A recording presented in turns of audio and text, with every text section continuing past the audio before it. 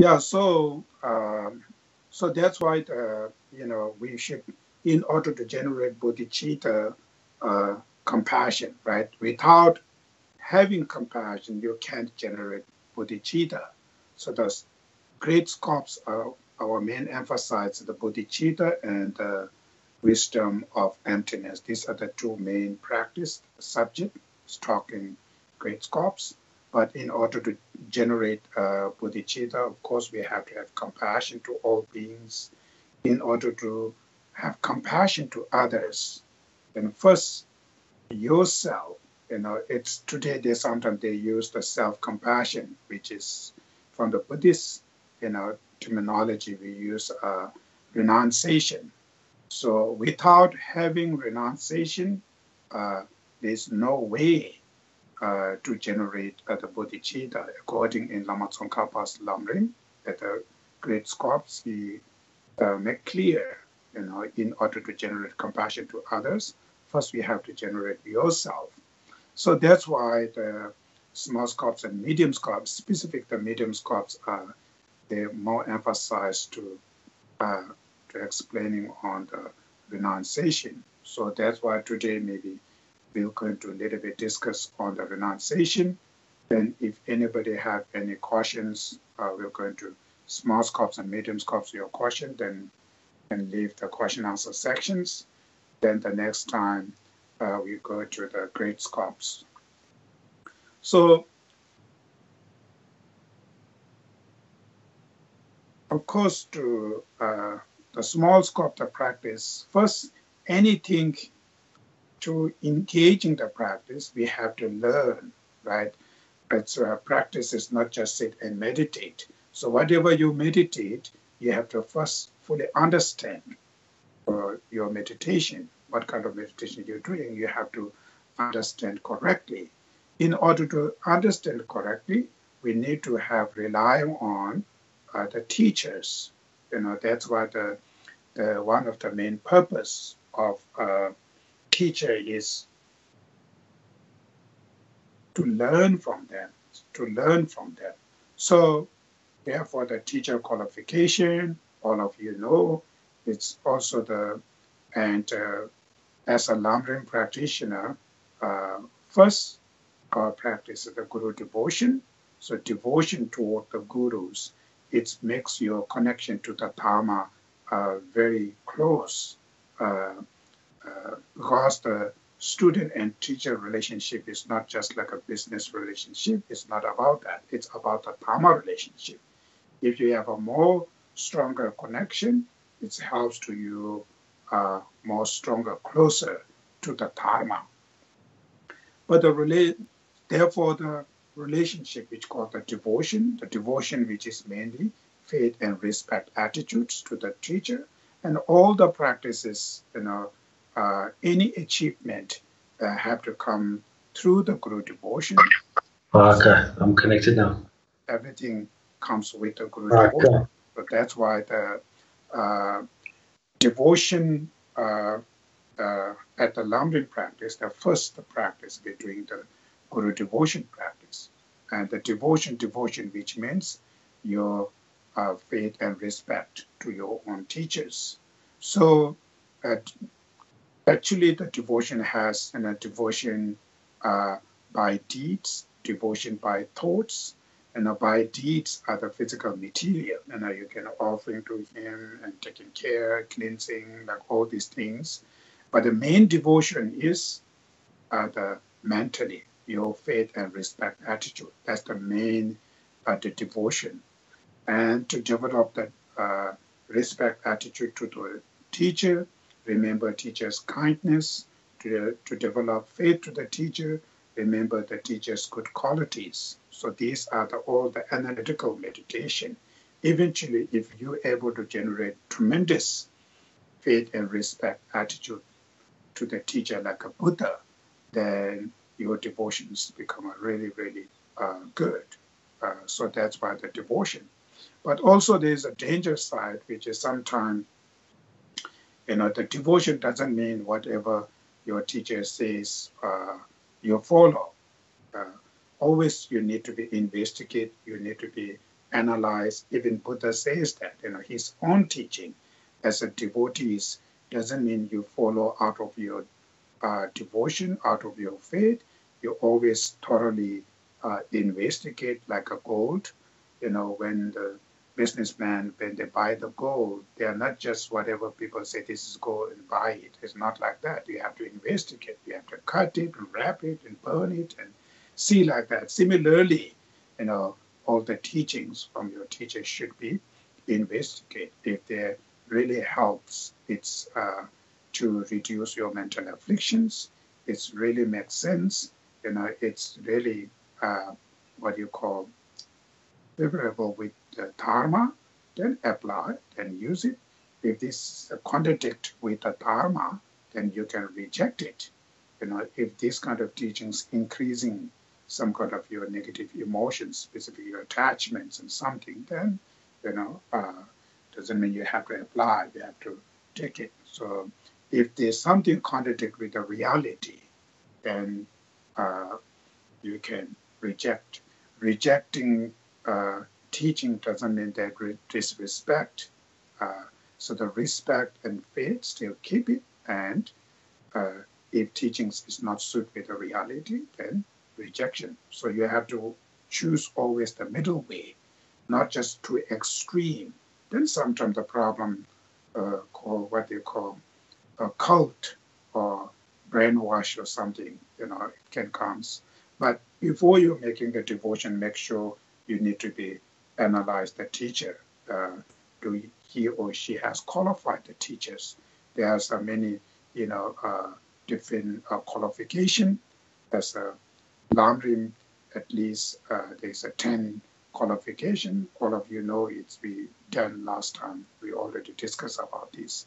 So these 10 qualifications, are important to as a teacher. Do they have this qualification? So before you make a connection with him or her, you first investigate, do they have really these qualifications or not? Otherwise, we just follow, oh, this is really great. He has many followers, or he has something this, and he sits on a very high throne and is wearing some kind of really fancy sort of dress or robes or something, you follow by physical appearance, then will something sometime, unfortunately, if they're not really qualified, then it makes after many mistakes. So that's why you're seeing him as a teacher which means you're seeing him or her as your teacher. So that's why first make sure they're fully understanding the Dharma. Their understanding of Dharma excellent or not. So their understanding of Dharma is very little, then you can get only little Dharma. So that's why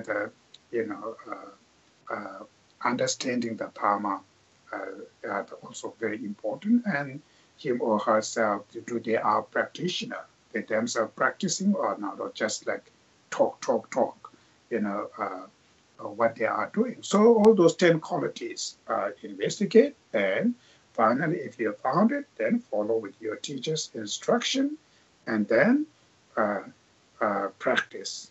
Then when you put it into the practice, first you need teachers are like external sort of your inspire, can inspire you, can external condition to grow your Dharma. So internal condition, you need somebody should be stimulate. So that's why the precious human life, what you call leisure opportunities. So leisure doesn't mean, oh, I do not have any job and this or that, right? Leisure, which means you are free from 8 non-leisures, like animals and heroin and hungry ghosts and even a human who do not have Dharma around there and something brain problems or like, born in rural areas and all these, 8 non-leisures, freedom from 8 non-leisure, and 10 opportunities, 5 from oneself, 5 from other side. So all these, you meditating these, its purpose is to stimulate oneself to engage to the Dharma. stimulate oneself or encourage oneself. I have all the facilities, internal facility, external facility, everything's there. Now I should put it into the practice. So meditation on precious human life, the point is to stimulate oneself to engage to the Dharma. Or another word is to use one life meaningful life to take the essence of the Dharma. So if you're not able to do these things, then meditation on precious human life is nothing. Sometimes maybe you feel more attached to that instead of helping to the Dharma. It might be creating more attachment. Because of more attached to the precious life, then of course it can create you more scare or fear about the death and dying. So that's the relative, right? When you have so much attached, then it can create you fear about your death and dying. So that's why the understanding of each this practice, what is the main point? Why we practice on precious human life? The simple thing is to encourage oneself, to stimulate oneself to engage to the Dharma or to make your life more meaningful, not just only material, meaningful, take advantages of this precious life. So that's why we're meditating on precious human life. Then after that, of course, one of the biggest problem is, in order to engage into the Dharma, one problem is attachment. We have so much attached to material world. So we try to do Dharma, our attachment pulling us, go this way, that way, this way. Of course, as a human beings, we always has natural desire, right? It's called innate natural desire, wish to live happy and peace. That's our nature. So then attachments involved, and they introduce us happiness, which is completely different. So happiness of the material world. It's about money, happiness, which means power, happiness, which means reputation, or the fame, and all those material world. So attachment, take us into completely mistake, wrong track. So that's why we follow on that track, then we ended up with a very strange life, which is very complicated, very confusion. The life we ended up because of the track we choose is completely mistake. How they choose? Because of the attachment. So that's why I first deal with the attachment. Therefore, dealing with attachment, we're meditating on death meditation, impermanence, death meditation. Death meditation is not for just makes you fear. Death meditation is supposed to be one of the purposes to help us to reduce our attachment to these mundane world, so that we can, able to follow our Dharma track, point, Dharma path. So that's why mainly the meditation and the death meditation we're doing is death is certain, the time of death is uncertain. At the time of death, nobody can help except the Dharma, right? The three main, what you call the root, 3 roots and 9 reasons. Each of 3 have three different reasons. All this we already discussed last year. So these are the practice we're doing. So now death is certain. So because of you knowing not only the brain level, but deep of your heart, when you really, really accept it, when you're really understanding, death is certain, which means I will going to be, what you call, separate with all this material world. That's called the death is certain, right? One day I will going to be separate with my family, my possessions, or my name, my power, everything. One day I will going to be separate. So because of that, thinking about that, it brings some kind of fear, right?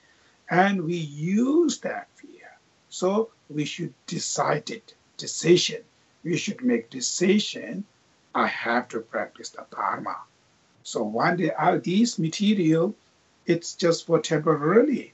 All these things are for temporarily. So one day I will going to be separate with them. So the long-term benefit is the dharma which is going to uh, leads me into my ultimate goal, which is ultimate peace and happiness. So your decisions, to make oneself the decision is I will practice the dharma. So if you're able to take on that way, then meditation on that meditation will meaningful. Otherwise, you meditate that just live with the fear, nothing, take it anything, then it's silly, right? It's nothing benefit. And rather don't think about this. So thinking about the death is certain, which encourage oneself to stimulate oneself to decide, I will practice the Dharma. I will not going to waste my time, or I will not going to just for the material. I'm not going to use this precious human life for just for material, like animals. As a human, all these, uh, uh, specific like human intelligent brains I can use much more worthwhile, more meaningful. So that's why that kind of decision. Then second, the time of death is uncertain. So the time of death is uncertain. We don't know, or next day, or next week, or next year, or who knows? Nobody knows. It's not about the young and healthy. It doesn't mean young and healthy doesn't mean I'm not going to die. There are many young and healthies are dying. There are so many conditions are dying. Like all these three reasons. You meditate, and as soon as when your heart accept that, when you're believing that from your heart, then it brings some kind of emotion. Then that emotion not remain with only fear or I'm going to lose that. Rather, you use that emotion to decision, to make a decision. So time of death is uncertain. Therefore, I need to practice right now. I have to practice right now, not delay, not wait till my children grow up, or not till I retire. So who knows how long you're going to remain that. So thinking about that to you makes much stronger decision. Not only I have to practice the Dharma, I have to practice the Dharma right now. That kind of decision. So when you're able to do that decision, when you're able, you can know how much you're able to do decision. So if you're able to do that decision, then your practice, the time of death is uncertain practice is helping you. It's working you. If they're not still, your mind is still not, doubt or still lazy, that means your meditation on time of death is uncertainly not working well. So you have to more meditate, think more and more and more till you comfortable, till you feel you can able to decide that, till it comes by naturally in your heart, or I have to practice right now, not delay. Then the last, at the time of death, nobody can help you except karma. Your friends, your materials, your families, your reputation, even your body, who comes from mother womb to till today, at that time, nobody can help except the Dharma. Dharma is the only can able to help you because that moment, one thing is the, the fear of dying. There's so much fear internal. So this is mental. This is the mind, mental experience. So when you're able to generate the Dharma with that time, those fear, those worry, those depressions will change by the Dharma. So therefore, at the time of death, uh, uh, nobody can help except the Dharma. Because of that, I have to practice the Dharma alone. So I should use my precious human life is for Dharma, mainly for the Dharma. It's not just mainly for material. It's not for just for only survive. Even animals surviving, that's not a big deal. So the purpose of my life is for mainly for the Dharma. So only for the Dharma, mainly for the Dharma. That kind of decision, when you do, your, the power of your mind to engage in the Dharma will becoming very strong uh, mind who brings you into the Dharma. That's why the small scopes are mainly, practicing on the death meditation is deal with this kind of attachment. We have so many and very heavy attached to so many objects, countless of objects. If you have a 200 shoes, you have a even just only the shoes, you have a 200 attachment to these 200 shoes.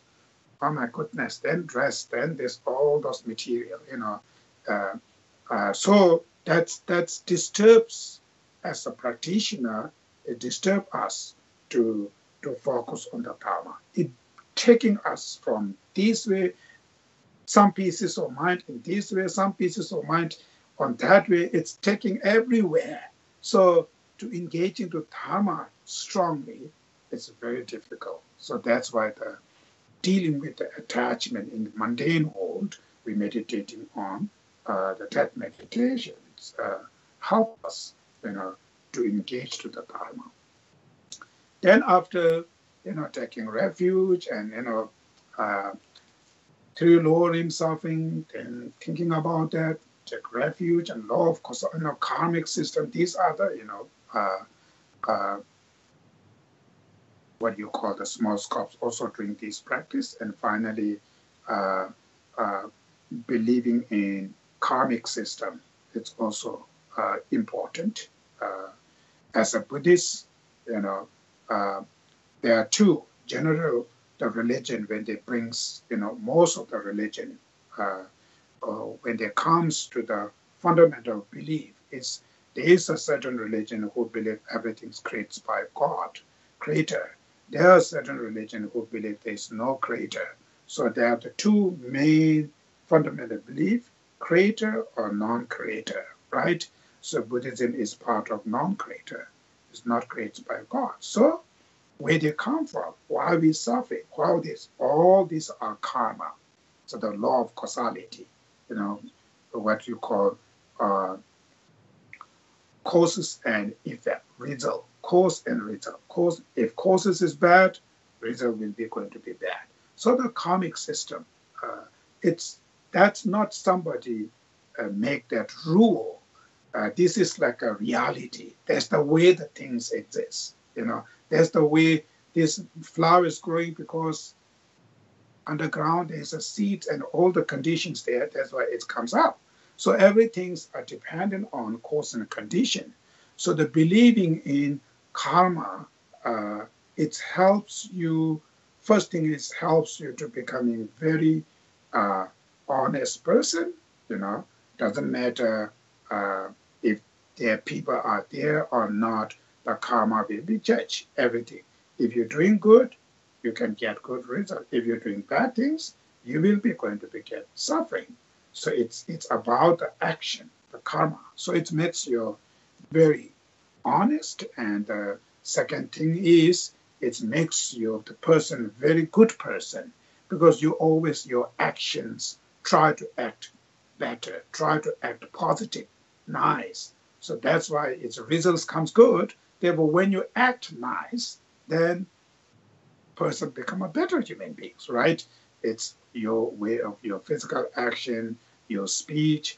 Always when you use into the positive, it's not only makes oneself happy, also your family and society, wherever you go. If you act always very nicely, it brings this harmony, beautiful environment within oneself and others. There's this life benefit, and also in next life, the good karma will bring result good. So these are the, the small scopes real practice. So meditation on impermanent death to deal with your attachment, heavy attachment, and engaging to the Dharma, try to engage to the Dharma, and always try to act nicely, and don't act negative, which means mainly, we call 10 non-virtuous action, 3 from body, 4 from speech, and 3 from mind, right? So these are the 10 non-action you all know about that. We try to avoiding to use those 10 non-virtuous actions. So always try to act 10 virtuous action, your daily life. So that makes good human beings. And then in what we can do in the past, bad action, bad karma, we accumulate so much. So we need to wait till they're happening the result, or how should we do? That's why they talk about the purification, right? Those negative karmas are curable, changeable before they're happening the result. So that's why the purification, the practice they talk about, through the four powers, power of relying, power of recreate your negative karma you accumulate in the past, and then power of remedy, the actual power, which is a confession, confess them, and out of that, prostration or whatever, recitation the mantra or meditation on emptiness or renunciation or bodhicitta, whatever, you use those antidote attitude to removing, to purify your negative karma. Then finally, the power of promise, the commitment, future we're not going to do that again. So through the four power, when we say, oh, I purify negative karma, doesn't mean I, are reciting the Vajrasattva mantra. In order to purify the negative karma, we use the four power. Through the four power, then we can able to purify even heaviest negative karma. We can purify them. Depend on how strong power you use it. If your four powers are very strong, very deep, even the heaviest negative karma can purify. If your four powers are very light, then you can purify light karma. So that's why it depends on how strong the four power you use. So power of relying, which is taking refuge in generating bodhicitta, power of regret from deep of your heart toward your negative karma you accumulate in the past, then power of confession, confess. So at that point, you're doing all those prostration, recitation of the mantra, or meditation on emptiness and so forth, or whatever you're doing. So these are out of strong confession, confess them and do this. And then finally, the power of promise or commitment. Future not going to do that again from deep of your heart. So among there, very important thing is the power of regrets. So if you have a very strong, from deep of your heart, regret toward your negative karma you accumulate in the past, then power of commitments and actual power will become much stronger. If your power of regret is very little, then other powers become a little lighter. So that's why it depends on regrets. So regret is also depend on how much you're knowing, you're believing on karmic system. So if you believing on karma is just for, the culturally, all karma will happening, not from deep of your heart. If you have nothing there, then regret will becomes very large. If you really believing negative karma will going to bring suffering. Positive karma, the virtuous karma will bring the happiness. If you're really believing, so that belief is also not just cons. So that's why you have to investigate.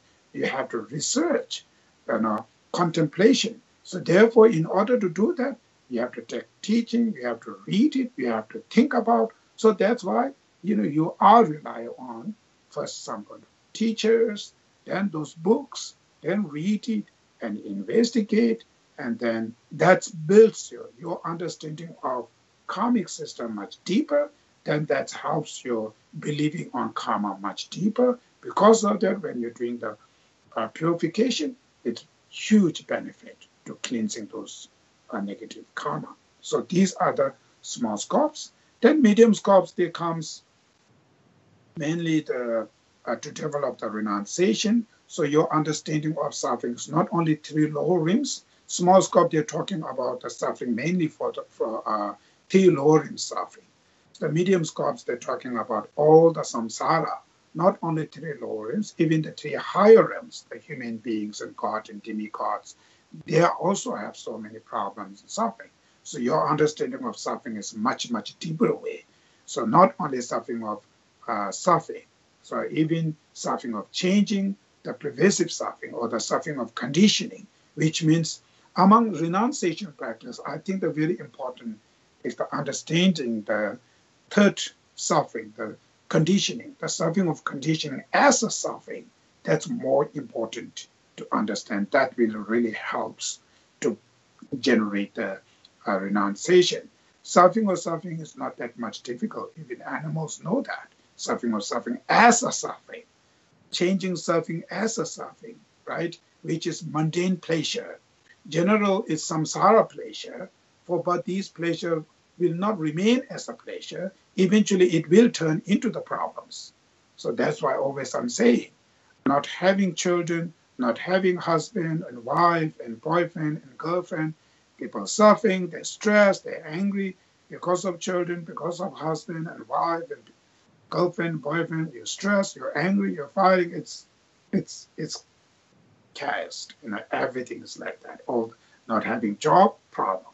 Because of job, problem, right? So mundane things, mundane pleasures are not really true happiness. They are not true happiness. If they are true happiness, then of course when you use it, when you achieve that, when you remain with that, you have to be more happier. But these things, when you remain, first when you achieve that certain level, you feel joy, but at the same time behind that, it brings something worry, some kind of stress. Then longer, they bring you more stress. Eventually it's turned into the problems. So that means they are not truly happiness. They're not truly peace. So that's why, we want to live happy, but our understanding of happiness still not correct. Problem because of the attachments. So therefore, the learning, medium scholar, they're teaching about the Four Noble Truths. So Buddha even himself, right? The first teaching is Four Noble Truths. Among these Four Noble Truths, first is truth of suffering. So when we meditating on Four Noble Truths and a specific truth of suffering, that moment you should apply. General suffering of suffering is easy. You know that. The changing suffering, and we should really, do you really know that? Or this is you from your appearance, this mundane pleasure is very happy, or your power, your reputation, money, this is the happiness, or this is a true happy or not. Investigate, try to understanding the deeper level of those mundane lives. So when you see these things, all of these things are suffering of changing. It appears like a happiness, but it will change into suffering. But to know that, you should use your wisdom much deeper, not just for appearance, not just follow with the appearance. Go behind there, dig down. If I have that, it makes you full of joy, full of pleasure, happy. Or maybe because of that, I may be worried. I maybe have stress. My stress is increased now, right? I might be depressed. Maybe it can affect to something. So looking much deeper level of these phenomena, and then you will see these are not really true happy. So that's why understanding that suffering of changing and the pervasive suffering, all of these, now pervasive suffering or suffering of conditioning, which is much deeper, which means suffering of living under the influence of mental affliction. You always look yourself. As long as if you are under the influence of mind of equal grasping, self-centered, attachment, angers, and ignorance, and so forth, of course, your decision always making mistake. Because our decision based on our mind, if our mind is polluted with mental affliction, decisions comes mistake. Because of mistake decision, our actions will become mistake. So mistake action, we accumulating karma, mistaking karma again and again, accumulating those karma non-stop. Of course, the result will experience suffering. So thinking about these, living under the influence of mental affliction is one of the worst suffering. Among these three suffering, one of the very important suffering we have to understanding is suffering of living under the influence of mental affliction. That's why we are circling in samsara, right? As a Buddhist, believing in countless of life in the past. So we've been circling in samsara from beginningless to till today. The reason is my mental affliction. It's not about the system. It's not about him or her. It's my negative emotion.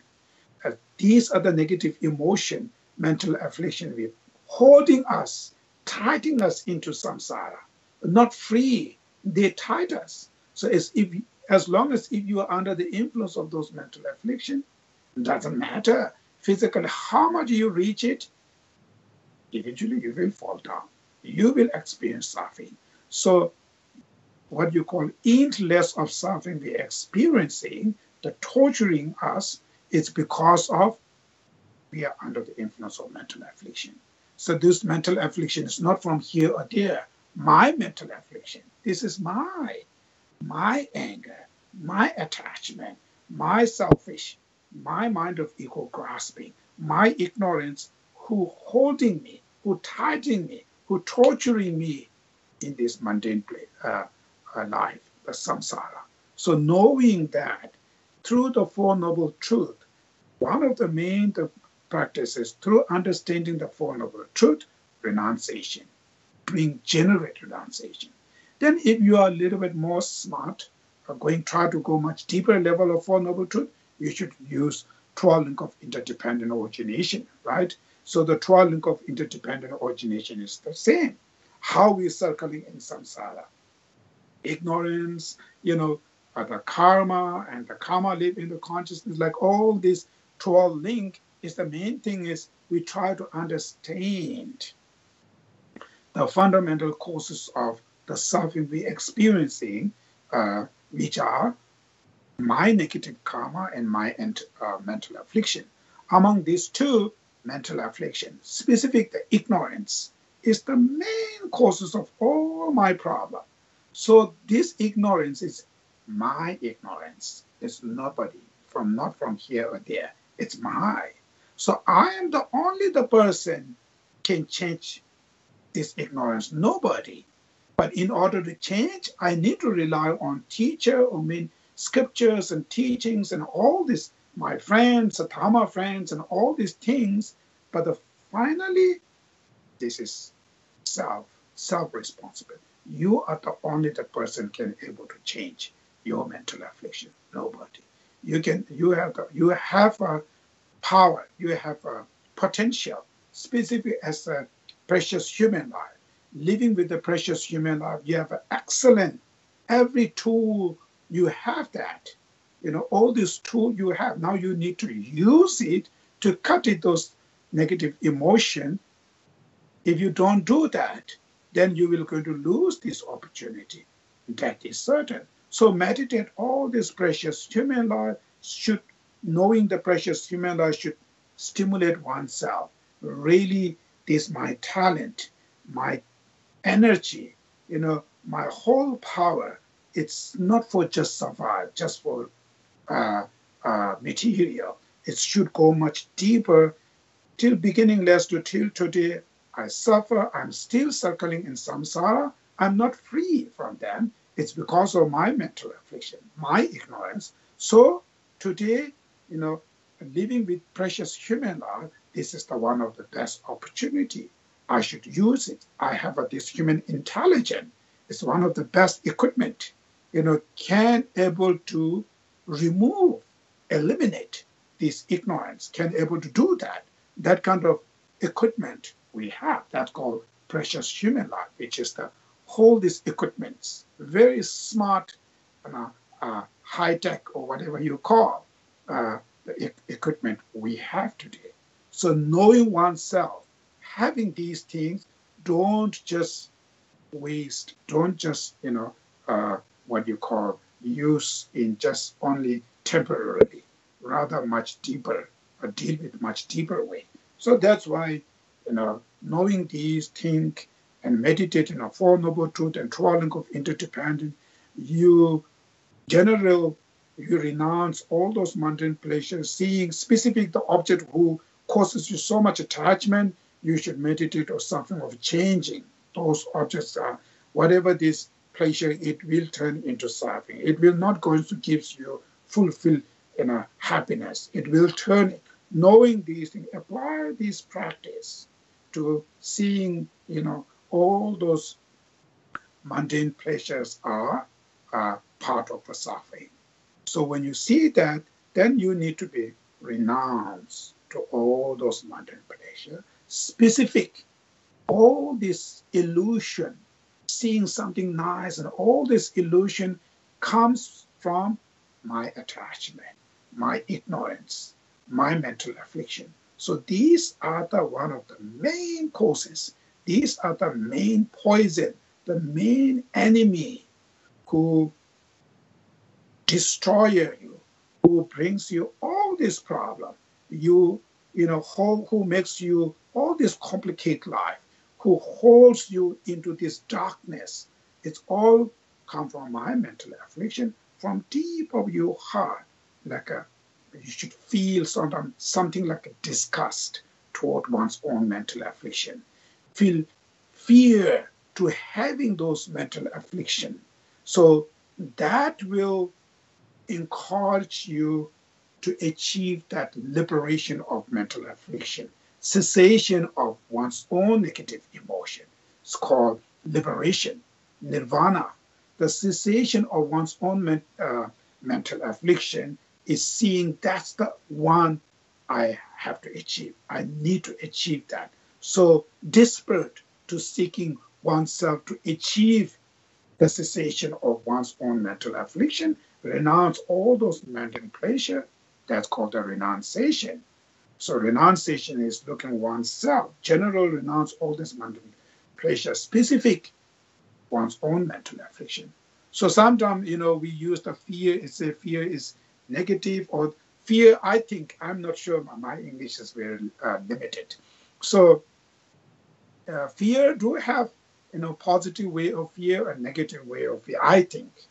The positive way of fear, which means because of that fear, you're encouraged to do something. Like, for instance, if you have a fear of having disease, or if you have a fear of having, suffering of old age, suffering of illness, suffering of unhealthy body, because of that fear, what you're doing is you're very much taking care of, very much emphasize on the food, what you eat, exercise, doing all these things, good things you're doing to taking care of oneself because of your fear of suffering of aging and sickness and all these things, right? So encourage you. That's a good way of fear. I think it's not something very negative and bad. There are many fears which just really makes you angry, makes you frustrated. Instead of helping you encourage, it makes you depressed and very bad. That's negative. But there are some fear you voluntarily, you adopting this to encourage oneself. Like as a taking refuge, we have a fear of having negative emotion, fear of suffering of lower limbs, samsara suffering. That's one of the causes of taking refuge. Fear and faith and trust to the Buddha Dhamma Sangha, right? Fear to all the suffering and causes of suffering. And because of that fear, and we believe and trust to the Buddha Dhamma Sangha, but stronger. They're similar like that. Have a renunciation practitioner. So our more concern is concerning one's own mental affliction. Then you should look. You always concerned about material world, or you concerned more internal world? Majority material. So you should do some test if you really pass your renunciation or practice or not. How should you do?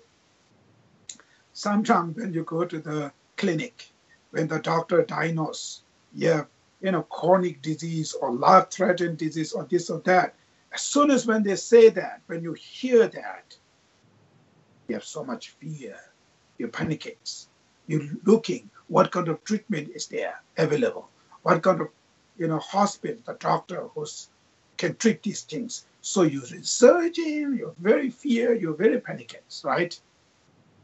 Then same, when you go to the class and monastery or temple and center, and you learn these things about the disadvantages of your negative emotion, studying on renunciation and knowing that, then as soon as when you realize you have a problem of anger, you have a problem of, like a mental disease, which are attachment disease, anger disease, ignorant disease, as soon as when you diagnose or when you see you have those disease, do you really feel fear? Do you really, worry or panicate and seeking here? They're not. Many of them say, oh, who cares that? We don't care about that. So that, no, we have still not understanding the inner world. So that's why we don't care. So lack of care about these things, how they can becoming, strong desire to engage in the Dharma. Even many people engaging to the Dharma, why you want to do the Dharma? Oh, I go to the monastery temple to pray. I ask the monks to do the ritual for what? For success my business. To found my daughter or son can found good husband or good wife or good job and healthy, all about that, right? When we, as the monks under, we goes to the ritual, and the majority the rituals people requesting the ritual is for what? For this material world, or to success business, to success, the what you call the family life, physical healthy, and or the children get this, blah, blah, all these mundane things. And nobody asking, I today invite the monks to do the ritual for what? For reduce my anger, to reduce my negative emotion. Nobody, right? That's so. And another thing is reducing one's own negative emotions is self-responsibility. You have to work hard. And another next thing is you're really understanding this inner disease. The mental afflictions are much worse, much danger than physical. Physical, how bad? It can kill you, it can destroy you one life. The mental disease, not only one life. It's been destroying us from beginningless to till today. Like millions and millions of lives we're destroying by my mental affliction. And these mental afflictions still will going to destroy our next and next life. Much worse. Physical, it's only one life, right? So, but because of we have lack of understanding of inner world, therefore we still ignore it, still don't know that. So therefore, as a practitioner, really understanding to disadvantages of one's own negative emotion, all the suffering, all the problem we engaging because of my mental affliction, not here, there, here. External things are conditioned. Of course, they are conditioned, but they are not fundamental causes. They are not the root causes. Root causes of all this problem come from one's own mental affliction. As long as if you are under the influence of mental affliction, under the power of mental affliction, you're never ever experiencing true happiness. Never. Still same. Little bit better, fall down. Go up a little bit, fall down. That's where we're circling in samsara. So knowing that, so then when you every time focus really to get rid of my inner disease, that's the one only thing. So who can able to do that? Who can able to fix your inner disease? Is the Dharma. Dharma is the Dharma, which means cessations of one's own inner disease, inner negative emotion, and the path who leads into that. Their cessations not come by themselves. You have to work. So who will going to lead? Who will bring that cessation? The path, the practice, which are wisdom of emptiness, the Bodhicitta, the renunciation, the practices. These practices will take our mind into the cessation of mental affliction. In other words, these other practices can help us to clean, to purify those inner disease, mental afflictions. Only that. Nobody. So that's why the Dharma, it's like a medicine. So you're really seeing when, how important is that. So when you know that, when you engage into the Dharma, you always pick, you always take your Dharma to cleansing your mental affliction. That's all. It's nothing from outside here and there. It's cleansing one's own mental affliction. As long as if your negative emotion is not changing, not reducing, it's increasing more, that means your karma is not working. Doesn't matter how important initiation, how important blessing, you receiving. Doesn't matter. It's not working at all. So the simple thing is, if you know that, then you know how to apply the Dharma as a Dharma practitioner. How should we use that? It's for what? Mainly, it's in your hand. It's about all the Dharma engaging is for cleansing my mental affliction, purifying, reducing them, eventually eliminate them. So that's called the renunciation. So when you have renunciation, you are in the right track. Then you are in the right track. All the Dharma you can able to bring it into point. Otherwise, no renunciation, then practicing, it can accumulate some kind of virtues and merit, it can help for you a little bit here, there, but it never becomes really what you call benefiting that much. It's nothing that much benefit because I'm suffering because of my mental affliction. That's the reason. So my mental affliction, I'm the person can able to clean them.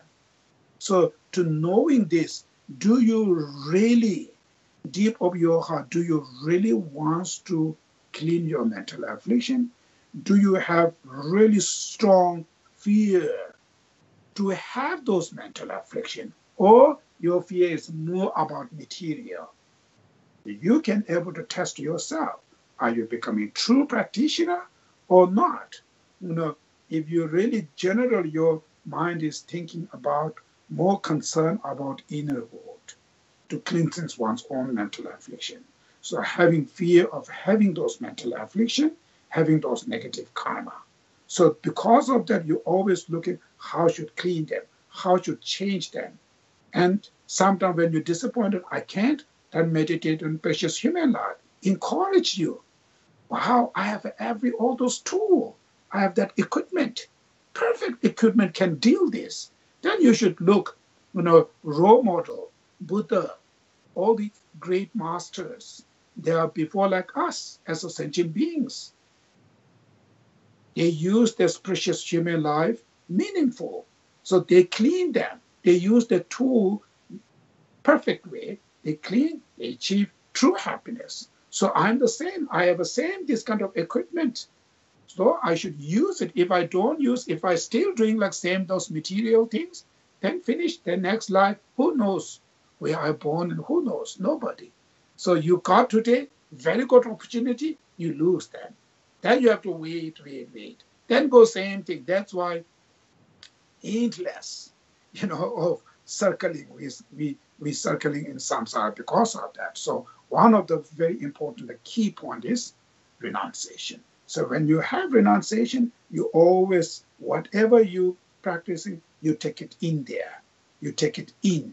You always focus on inner quality to cleanse one's own. Otherwise, lack of renunciation, no renunciation, even you consider yourself a practitioner, then, everywhere it's half politic, half this or that, then it's same. It's very similar like a mundane world. Even you consider yourself as thinking about I'm doing for Dharma, but way of your thinking, way of your decision, where you act, oh, this half and half, oh, this something, that something, this. It's nonsense. So all those mistake we're doing is lack of renunciation. So to develop the renunciation, it's not come easier. So small scopes, medium scopes, read the things, purpose of the main essence. The point is to generate renunciation. When you have renunciation, then I mentioned earlier, you are on the right track. Now you can go on that track. So if you do not have, then always half going there, half falling there, it's always fragile. It's very weak. So it's you call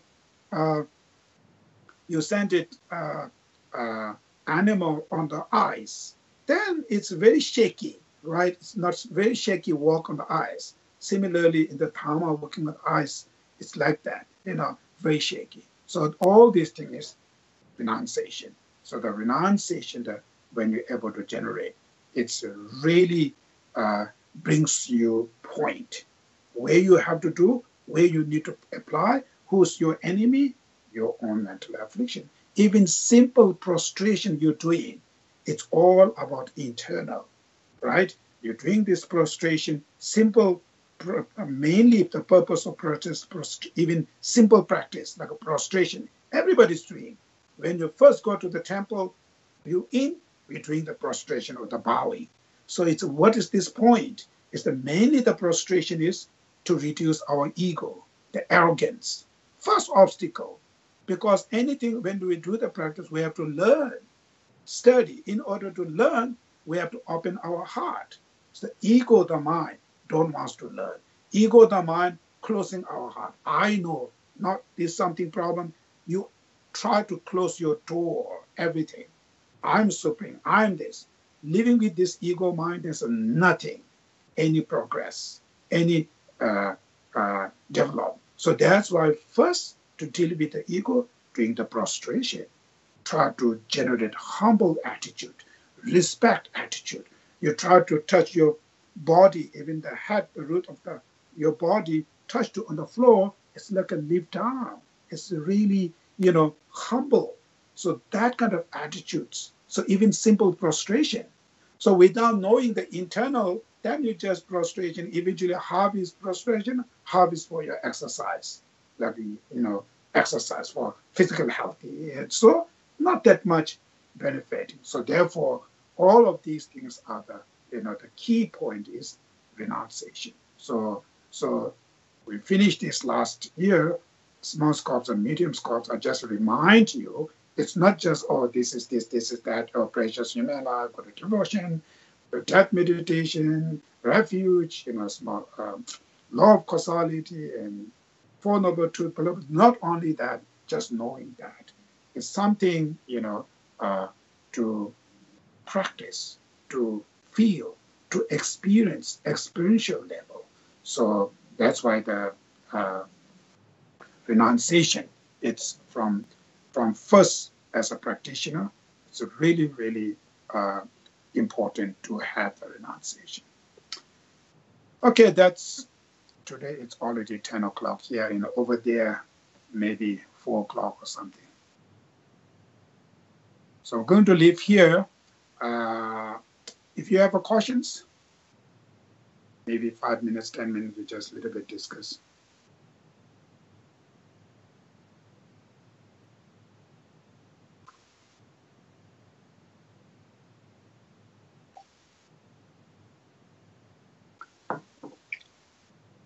If no questions, we're going to do the dedication prayer.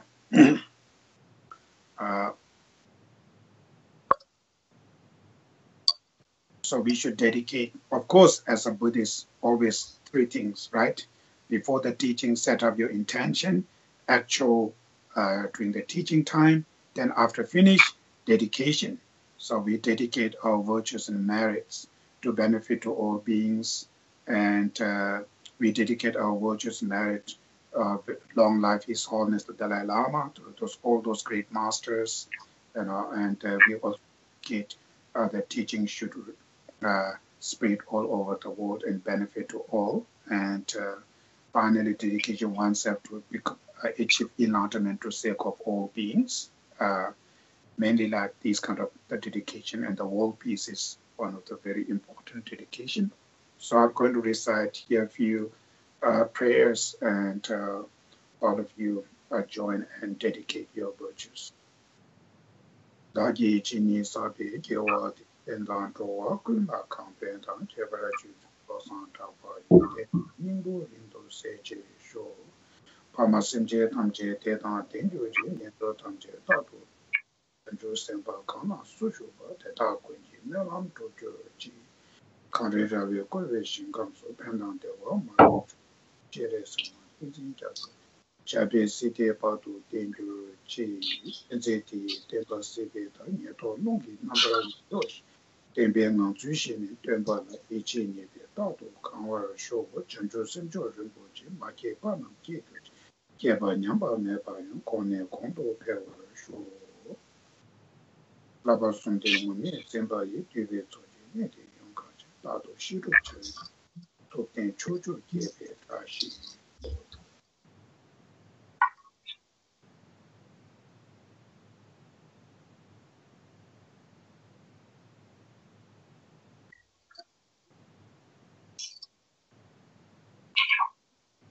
Okay, thank you.